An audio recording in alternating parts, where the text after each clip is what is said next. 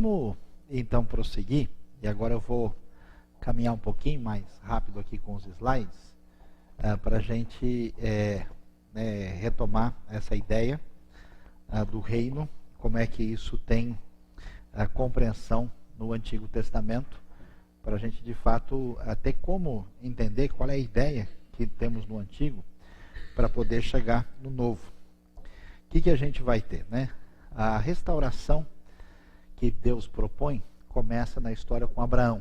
Abraão é o pai, né, da nação de Israel, é chamado aí por Deus, recebe a promessa, migra para a terra de Canaã e recebe a espera do filho, como a gente falou, né, essa atitude de obediência que Deus vai honrar, que é sinal de fé, envolve essa chamada e depois uma aliança também que tem a ver com terra, bênção e descendência. Aí, o que a gente vai ver? Uma coisa interessante, né, que não parece tão claro. Abraão, hoje a gente sabe que ele vem numa rota de imigrantes que saem daquela região lá de Ur dos Caldeus, numa época em que as condições são mais interessantes para cá, e Abraão é um deles. Semitas ocidentais, Deus age na vida dele quando ele vai para a terra de Canaã.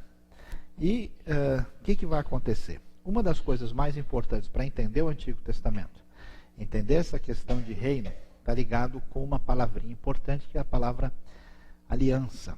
Uma palavrinha que chama-se berite. O que é uma aliança? Aliança é uma promessa ou acordo entre duas partes envolvendo obrigações e benefícios. A palavra certa para a gente usar para isso é contrato. No Antigo Oriente Próximo existiam modelos de contratos, como existe hoje. E pasmem vocês, mas as alianças que aparecem na Bíblia são feitas em cima desses modelos conhecidos no mundo antigo. Então dá para a gente entender mais adequadamente como é que funcionava esse contrato. O que a gente vai descobrir? Nós temos algumas alianças no Antigo Testamento que são claras e explícitas. Quando Deus faz um acordo, assina um contrato com alguém ou com um povo. Nós temos a aliança de Deus com Noé, Gênesis 9, a aliança noética. Nessa aliança, Deus assina o contrato sozinho. É uma aliança que não depende de ninguém, só dele. Tem a aliança com Abraão, que aparece em Gênesis 15, 17. A aliança de Deus com Moisés, mosaica no Sinai, que é a aliança com o povo de Israel. A aliança davídica, que tem a ver com o reino, nós vamos falar sobre isso já na sequência. E o que vai ser chamado de nova aliança. E a gente precisa até entender isso, porque quando a gente pensa em nova aliança, né, do que a gente está falando? É nova em relação a quê? É nova porque Deus cancelou a de Noé, fez uma nova? É nova porque Deus cancelou todas e resolveu fazer só essa aí? A que ela se refere? A nova aliança é explicitamente uma aliança que tem a ver com a aliança mosaica do Sinai. Não tem nada a ver com a aliança com Abraão, não tem nada a ver com a aliança feita com Davi. É a aliança que tinha sido feita em cima da lei e que a lei devia ser escrita em tábuas de pedra. Aí na nova aliança, em Jeremias 31, diz que agora essa lei vai ser escrita em tábuas de carne, colocada no coração. Então, claramente, vocês vão entender por que isso vai acontecer. Nós temos dois tipos de aliança no Antigo Testamento. Uma aliança era chamada de bilateral e outra aliança unilateral e incondicional. O que quer dizer isso? Que havia dois tipos de documento. Uma aliança envolvia duas pessoas e, por definição, ela era condicional. Ela dependia da obediência da pessoa ou daquele que estava envolvido. Agora, outra aliança, que era unilateral, ela era incondicional. Ela dependia, por exemplo, tinha um tipo de tratado ou de acordo, aliança, que era a concessão que um rei dava para um súdito de terras. O rei assinava e acabou, ninguém discute. E isso fechou. Havia outros tipos de contrato? Não, que envolvia obrigações de duas partes.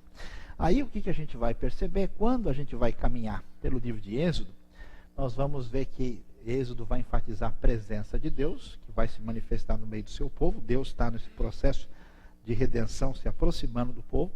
Uma presença libertadora, porque o povo é escravo desses poderes pagãos, que no caso é o Egito, uma presença orientadora e uma presença que vai ser exigente, que vai exigir uma atitude do povo em relação à aliança. Isso não é tão importante para a gente entender a questão do reino. Apenas o slide é um pouquinho mais completo e eu não quis apagar aí o slide como um todo. Então o que vai acontecer? Na libertação, o Egito, na ocasião maior potência do mundo, que representa esse poder soberbo e arrogante que se opõe a Deus, ele tem o povo escravo, o povo é libertado, né? Vai lá para a terra de Canaã, você conhece bem a história, e a gente tem essa dimensão dos escravos no Egito, dois tipos comuns que existiam, os domésticos e os estrangeiros, que eram capturados em guerras, vendidos por mercadores, e aí se foi descoberto no Egito. Interessante isso aí, né? São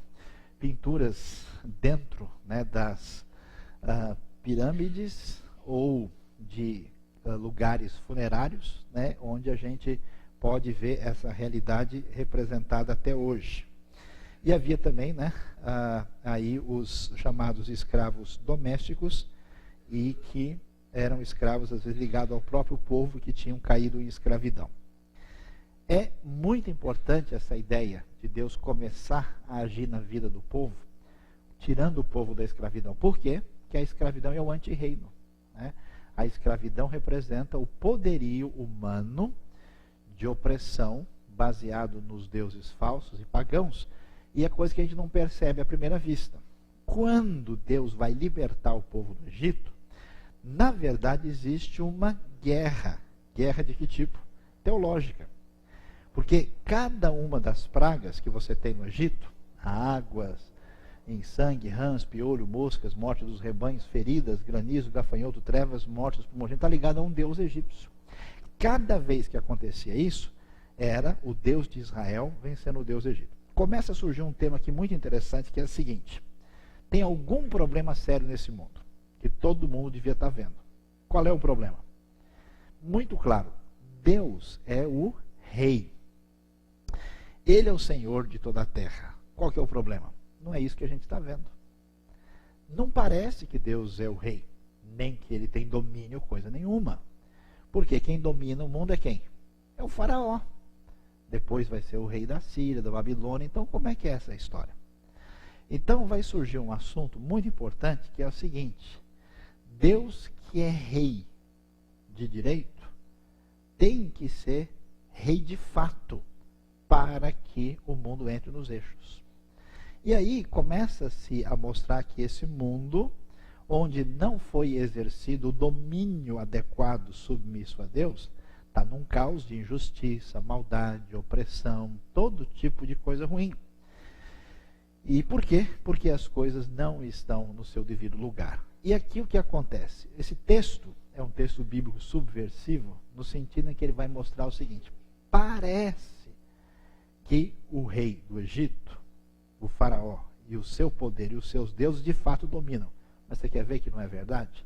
Que apesar de Israel ser um povo simples, fraco, oprimido e dominado, você vai ver que o Deus desses oprimidos é superior a todos os deuses do Egito. Essa é a lógica que está por trás do cenário. Então, nesse sentido, quando Deus faz essa redenção, Deus estabelece uma aliança no Sinai. Essa aliança era uma aliança cuja referência principal vai ser a lei. Porque uma vez que Deus estabelece essa aliança, como é que ele fez? Ele fez essa aliança em cima de um contrato antigo, que existia no Oriente, que era um contrato de 2 assinaturas. Quando um rei poderoso libertava uma nação menor vencia o inimigo, e ele chegava lá e fazia um contrato que dizia o seguinte: eu sou o rei da Síria, fui eu que venci os edomitas e tirei eles da sua terra, portanto a partir de agora você vai prestar lealdade a mim, então agora você vai adorar os meus deuses, você vai pagar tributos a mim, você vai fazer isso, se você for fiel à minha aliança, eu vou proteger as suas fronteiras, eu vou perseguir os seus inimigos, eu vou ajudar você assim. Se você for infiel, aí eu vou pegar pesado e a coisa vai ficar complicada.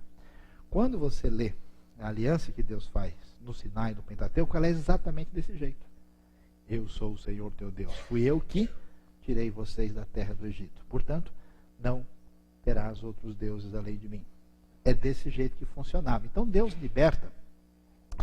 E esse Deus presente nessa aliança, né, ele assinou um contrato com o povo, então se tornou sócio. Né? Como é que você vai viver junto com esse sócio tão poderoso e diferente?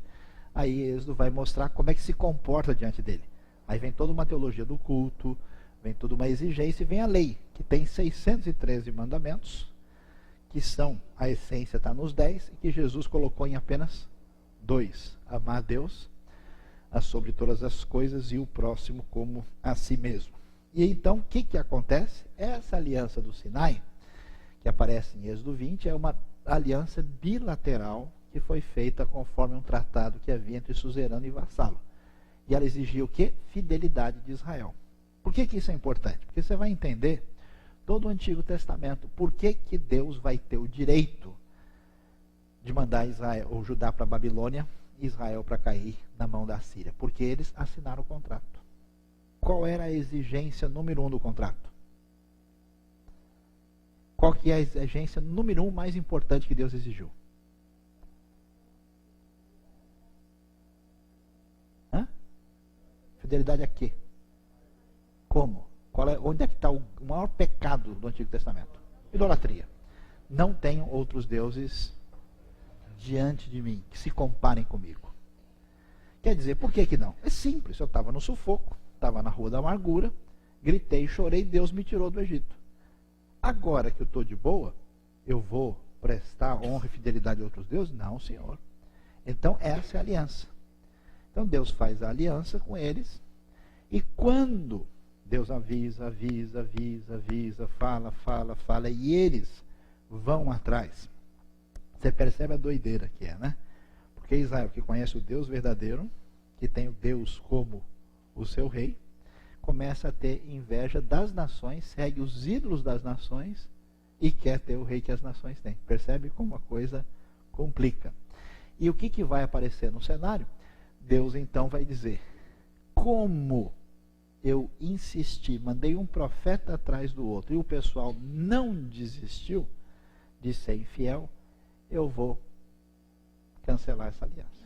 Por isso é que vai ter necessidade de um lugar para uma nova aliança. Mas qual aliança? A do Sinai, que envolvia a relação que o povo tinha com a lei. Por isso que, nesse sentido, o Novo Testamento vai dar uma redimensionada nessa realidade. Aí o que a arqueologia encontrou, e o povo que criou esse tipo de contrato eram os hititas. Bíblias antigas chamam de heteus. No Museu de Istambul e no Cairo você encontra esse famoso Tratado de Kadesh, que era um tipo de contrato. Isso aqui é um tratado entre os egípcios e os hititas. Primeiro tratado de paz internacional da história, século 13 a.C. Aí o que acontece? A gente vai entender por que isso vai aparecer. Os israelitas, quando são libertados e vão para a terra de Canaã, como é que isso acontece? Eles são um povo que cuida de gado, né? Eles são pastores de rebanhos. Aí eles vão para a terra e vão ocupar lá e vão morar junto com quem? Com os cananeus. E como é que os cananeus funcionam? Os cananeus são povos agricultores. Eles não são pastores de gado. Israel vai aprender a lidar com a agricultura com eles. E como é que funciona a agricultura deles? Conforme a religião deles. Então o pessoal vai dizer assim para eles: olha, você quer que o trigo dê bem esse ano? Rapaz, você precisa vir para as nossas festinhas, senão o negócio não vai rolar não. Nós adoramos um Deus aqui, que esse cara é bom para ajudar na agricultura. É um tal de Baal. Esse Baal é o cavaleiro das nuvens, ele que envia chuva. Lembra a história do Elias lá, de chuva e tal, né? Então, hoje à noite tem uma festinha em homenagem ao Baal, é a nossa Baalada. Então, você vem, né, para participar, e realmente era muito parecida com a Baalada, né? E aí a coisa vai rolar numa boa. O israelita ficava falando: puxa, mas será que realmente para ter garantir, né, sobrevivência, prosperidade, eu não tenho que dar uma negociada? Então o povo nunca teve fidelidade. Eles passaram por esse processo e foram atrás dos cananeus, que praticavam essa religião de fertilidade, onde Baal era a divindade masculina, a Zerá feminina. E eles celebravam o casamento numas festas muito parecidas com um carnaval, o casamento de Azerá com um Baal. E a coisa estava indo muito mal, porque nada disso devia ser normal, né? Baal, então, fazia tudo isso e as coisas, então, se complicavam e por isso o povo entrou numa situação de decadência. E aí, o que acontece? A Bíblia vai mostrando essa rejeição do povo ao domínio de Deus. Eles não aceitam o domínio, eles olham para os pagãos, eles olham, até que você chega num ponto onde a coisa se complica feio quando você lê o livro de Juízes. Quem lê o livro de Juízes de noite não dorme direito. Sempre é bom ler de manhã, né? Senão você está complicado, né? Você vai ver que o povo não tem unidade, cada um cuidava da sua própria vida. Deus manda o quê? Permite que os inimigos, quando os inimigos estão atacando, eles se lembram de Deus, buscam. E o livro de Juízes é assim, você lê Juízes 17 até 21, parte final, 4 vezes está escrito, naquele tempo não havia rei em Israel, cada um fazia o que bem achava aos seus próprios olhos. Você lembra da história? Uma história feia, né, da concubina do levita, que é um negócio horroroso, que ele estupra a mulher e fica uma coisa assim apavorante, depois ele esquarteja e manda as partes para Israel. Então, mas você tem que entender onde é que está o detalhe daquela história. O levita está viajando e ele está caminhando. Quando ele está no caminho, ele passa por uma cidade e aí ele diz, olha, pessoal, vamos parar aqui. Não. O negócio é o seguinte, aqui ainda é uma cidade dos cananeus. Eu preciso procurar uma cidade israelita, porque aqui não é seguro. Então ele vai e faz um esforço para chegar em Gibeá de Benjamim. Quando ele chega lá, essa barbaridade do estupro acontece. E do assassinato, da morte da mulher. O que a Bíblia está dizendo com isso? Que quando o israelita se rebela contra Deus e busca o padrão dos outros povos, ele é pior do que os outros povos. Então, o israelita que se misturou com o cananeu é pior que o cananeu. Então, o grau grotesco de decadência é terrível e essa época é um caos. E nesse caos vai surgir a situação de injustiça muito grande, quando o povo vai buscar uma referência de salvação, que é buscar o que? Uma monarquia. Por que os povos são fortes e ganham aqui? Porque eles têm rei. Então nós queremos rei também. Aí nós vamos ter rei que vence nas batalhas. Quer dizer, nós vamos buscar a nossa força pelo nosso domínio, pelo nosso poder independente de Deus. E quem que era o grande pepino na época? Eram os filisteus. E você quer saber porque os filisteus eram tão fortes e poderosos? Eles não faziam parte daquele grupo de gente. Eles vieram de Caftor. Pode olhar Amós, capítulo 9, versos 5 a 7. Caftor é o nome antigo de Creta. Os filisteus são indo-europeus. Os cananeus, a maioria deles, e os israelitas são semitas da região. Os filisteus, eles têm arma superior. Eles dominavam a tecnologia do ferro. Então não tinha como Israel vencer. Por isso que toda hora você vê que o pepino é com os filisteus. E eles então passam um aperto muito grande nessa história. E aí, nesse contexto é que vai surgir a monarquia, né, que aparece nos livros de Samuel e Reis. E nós vamos ver um conflito interessante entre duas realidades. Como a gente mencionou, a monarquia surge com uma rebeldia. Saul aparece como um rei que Deus permite, e um rei que vai se conformar a esses padrões humanos, mas ele não tem caráter, ele não tem consistência, ele é uma pessoa complicada, ele não está nem aí pelo que Deus diz. Saul vai o quê? Falhar na luta contra os amalequitas, que é a razão da sua perda, né? 1 Samuel capítulo 15, que ele não escuta o que Deus disse. Ele vai morrer na luta contra os filisteus. E aí, num critério diferente, dentro da monarquia, que é essa referência de desobediência humana, Deus resolve agir e escolhe o seu rei, que é Davi. E veja que Davi está fora do padrão. Davi é tão ruim que nem o pai não lembra dele. Na hora que está lá para escolher, todo mundo está lá, tal, aposentou os filhos, aí ele chega, escuta, mas acabou os filhos, não tem mais nenhum. Não, tem mais um sim. Tal, né? Tá lá, não. Então traz, né? E Deus já sabia que o Samuel também não ia se animar muito com o negócio, ele já avisou Samuel, ó, não fique olhando muito para a cara do menino não, porque é esse mesmo. Tá? Então imagina só o que estava envolvido no processo aí. Aí nós vamos ver que Deus vai agir por meio de Davi, e Davi vai fazer muita diferença, porque ele vai derrotar os amalequitas e vai vencer os invencíveis filisteus. E veja só como Davi é importante. Por que Davi vai fazer tanta diferença e que significado isso vai ter? É a primeira vez na história que aquela ideia de que alguém que está em nome de Deus, representando a Deus, reina debaixo dessa relação de aliança com Deus. Então Davi é esse protótipo desse rei que vai ser o rei que deve estabelecer esse domínio que Deus deve ter sobre o mundo. E o que ele conseguiu? Conseguiu umas coisas interessantes. Primeiro, unidade nacional, porque os caras não se entendiam. Na verdade, as tribos, era igual brasileiro. Só é brasileiro de verdade quando? Quando tem jogo contra a Argentina.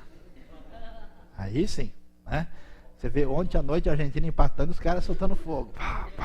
Gol da Bolívia, Então já viu. Aí o cara mostra o sangue verde e amarelo puro, Conseguiu unir os caras que viviam numa desunião muito grande. Essa unidade não durou muito. Derrotou os filisteus. Os filisteus é ganhar da Argentina em Buenos Aires, na final, O negócio era difícil, ele conseguiu.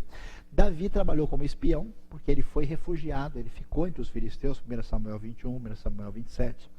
Ele teve acesso, ele que trouxe para Israel a tecnologia do ferro, fez o upgrade, e aí Israel conseguiu ficar de igual para igual com os filisteus.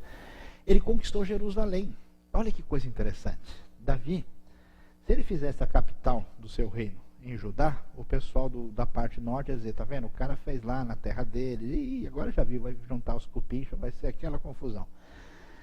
Se ele faz na tribo mais ao norte, longe, o cara daqui traiu a gente, foi fazer lá, o que ele fez? Ele conquistou uma cidade na parte alta do centro da terra, que pertencia aos jebuseus, numa conquista extraordinária, segundo Samuel capítulo 5, e quando ele conquista um lugar estratégico no meio. Davi não fez a capital nem em São Paulo, nem no Rio, nem em Salvador, nem em Manaus. Ele construiu Brasília. Nada de novo debaixo do sol. Fez no centro, num lugar neutro. Então, você vê que ele é um estadista de mão cheia. Ele ampliou o território da nação. Israel se tornou 5 vezes maior do que é o tamanho da terra hoje, para você ter uma ideia. A terra foi chegar até junto do rio Eufrates. Ele venceu os outros inimigos. Tinha Amonita, Moabita, tinha Edomita, tinha os sírios, arameus do outro lado do Jordão. Todo esse pessoal era complicado. Tinha os outros adversários da Copa América para jogar, não era só a Argentina. E aí ele deu início a uma era de paz, que foi herdada por Salomão, e transforma a sociedade de Israel. A sociedade de Israel era como? Era uma sociedade era nômade, com pastores, se tornou agrícola, estabelecida, sedentária na terra. Agora uma sociedade mais urbana, com Jerusalém como capital, com corte, com elemento militar. A coisa vai mudando e vai ser importante para a gente entender a sequência do processo aí. Aí, só para você ter uma ideia, só para a gente, coisa recente, os estudos assim, últimos publicados são de 2007, isso aqui foi achado em Jerusalém, não faz muito tempo, e só pode ser o Palácio de Davi. É da cidade antiga, onde de fato começou Jerusalém, e tem 3.000 anos de existência, e é uma construção gigante, que não tem outra explicação provável lugar do Palácio de Davi que está lá. E aí o que acontece? Nesse contexto é que Deus vai assinar um novo contrato. Esse contrato é um contrato que envolve a aliança de Deus com Davi. Que tipo de aliança? É importante que ela é unilateral. 2 Samuel capítulo 7. Você lê, Deus vai prometer para Davi o quê? Garantir que não haveria de faltar descendente no trono de Davi. Então agora, com esse reino unido, com essa monarquia, nesse momento especial da história, finalmente aquela ideia de que existe alguém que representa Deus e que está aí em sintonia com Deus para exercer esse domínio, o templo de Davi e Salomão é o que há de melhor. E Deus diz, a coisa está garantida. E preste bem atenção, para a gente caminhar pelo Antigo Testamento até chegar no Novo, duas coisas são importantes. Primeiro, a aliança do Sinai. Por quê? Porque a aliança do Sinai é a razão porque Deus vai pegar no pé do povo pela sua desobediência, é a razão porque todos os problemas vão acontecer. Como é que funciona a aliança do Sinai? Depende da obediência de Israel. Israel obedeceu, então as coisas vão de mal a pior.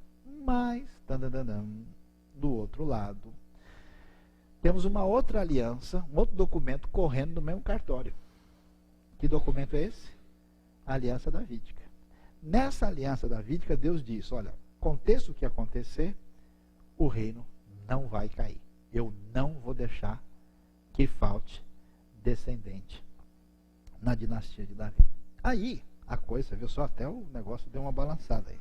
A coisa vai ser a base da questão sobre o Messias.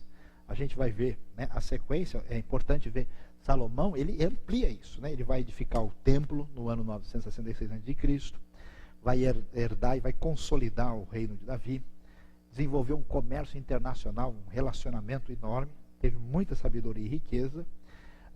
Ele se complicou, porque na sua parceria de economia internacional, ele se casou com muitas mulheres estrangeiras, e para não arrumar problema com as potências, nações, com o pai delas, ele foi abrindo mão da sua relação de fidelidade para com Deus, construiu um grande palácio, e a partir de Salomão, a coisa complica. 1 Reis, a partir do capítulo 12, a coisa vai ficar esquisita. De repente, de novo, o que a Bíblia faz para a gente?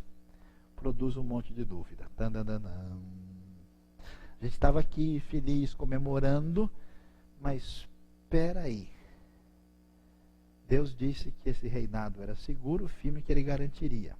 E a Bíblia é muito interessante. Quem é o cara mais complicado do Êxodo, que apronta a coisa mais séria possível?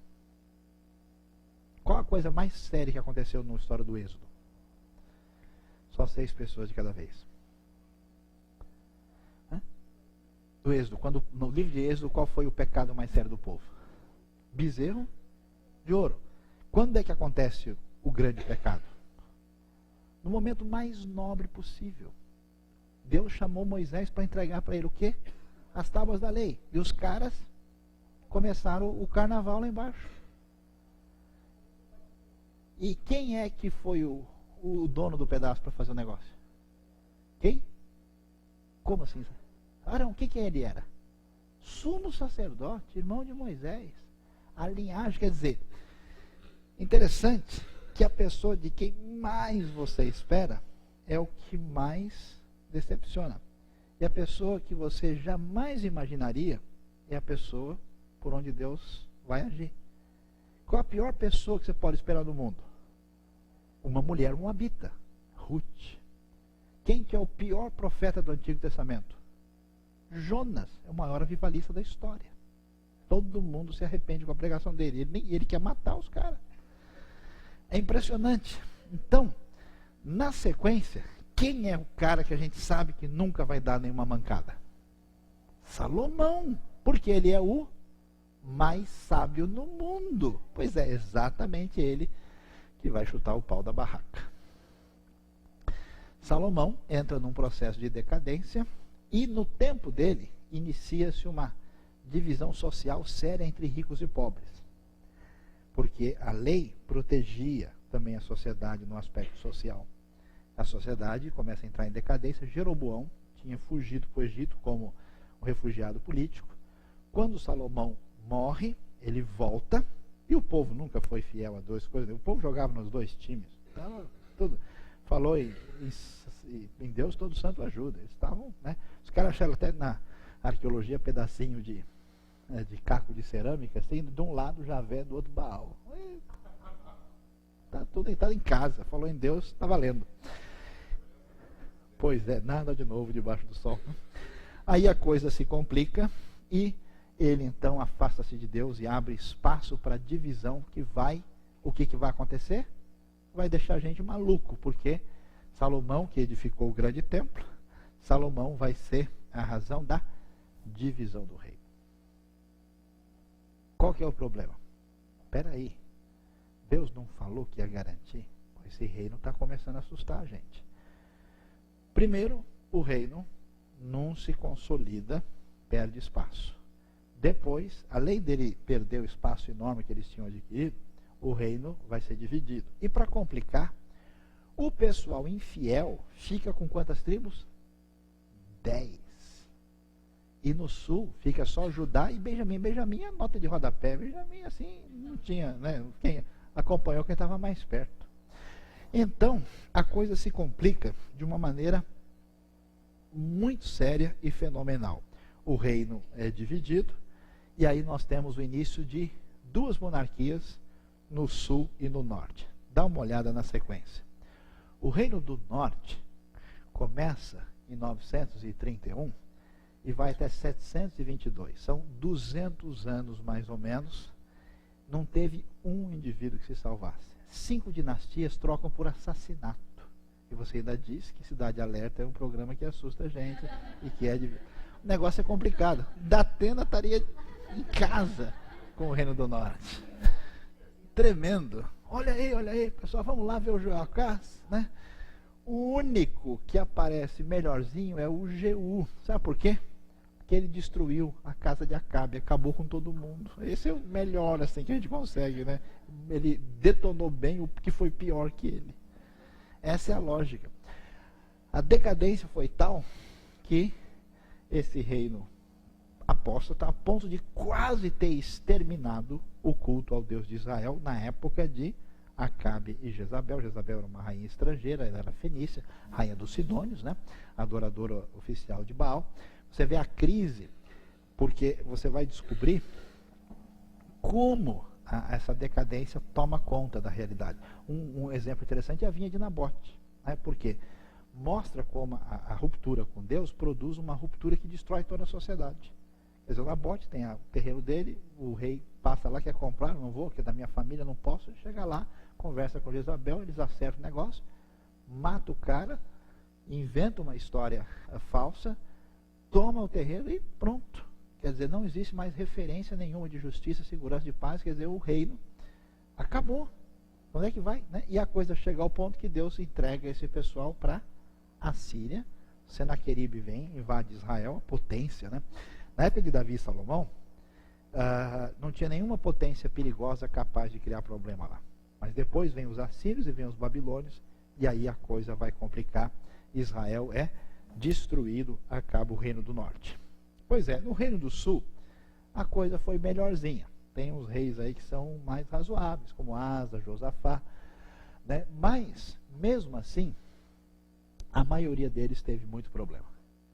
Os melhores, assim, que a gente pode colocar aí como, né, medalha de ouro, de prata aí, para classificar na Olimpíada do Reino do Sul, a gente pode destacar principalmente o Ezequias, que foi o rei, né, que sustentou Judá na época do domínio assírio, né? O Senaqueribe não conseguiu conquistar Jerusalém, e o Josias, que fez uma reforma e que trouxe o povo de volta para Deus aí no seu reinado por volta do ano 620. Mas foi uma situação complicada, e complicou bastante porque na época do rei Uzias, você lembra de Isaías? No ano que morreu o rei Uzias eu vi o Senhor, né? Pois é, por que isso é tão importante? Porque a época do Uzias, que é a mesma época do Jeroboão II do Reino do Norte, era uma época de prosperidade, quando a coisa estava muito boa. E o pessoal entendia o seguinte: se está indo tudo bem, não importa como é que a gente vive, Deus está com a gente. E a coisa se complicou, e no final das contas vai acontecer um negócio que ninguém poderia imaginar. Inaceitável. Que o Reino do Sul, onde ficava Jerusalém, a cidade que Deus escolheu para colocar ali o seu nome, onde ficava o templo santo do Senhor, com todas as coisas sagradas, que vai ser invadido e destruído pelos babilônios. Isso é absolutamente impensável, inaceitável, completamente. Os profetas que começam a dizer isso, eles vão ser vistos como loucos. É como se alguém hoje dissesse o seguinte: pessoal, Deus me deu uma revelação. Pois não. É que, como a igreja está com muitos problemas, muitos pecados, erros, Deus está levantando os umbandistas, os feiticeiros, os macumbeiros, e eles vão destruir todas as igrejas. É isso que soa. Então, quando você vê um Jeremias, um Abacuque falando e o povo não aceita e eles não conseguem entender, você tem que perceber o que está acontecendo. Então a gente vai descobrir que o juízo de Deus cai sobre Israel porque eles quebraram a aliança do Sinai. Não foram fiéis. Deus fez de tudo. Apertou, afirmou, mandou profetas, fez de tudo e não houve jeito. Portanto, a Assíria vai destruir o reino do norte, 722, e a Babilônia destrói o reino do sul. E aí, o que acontece?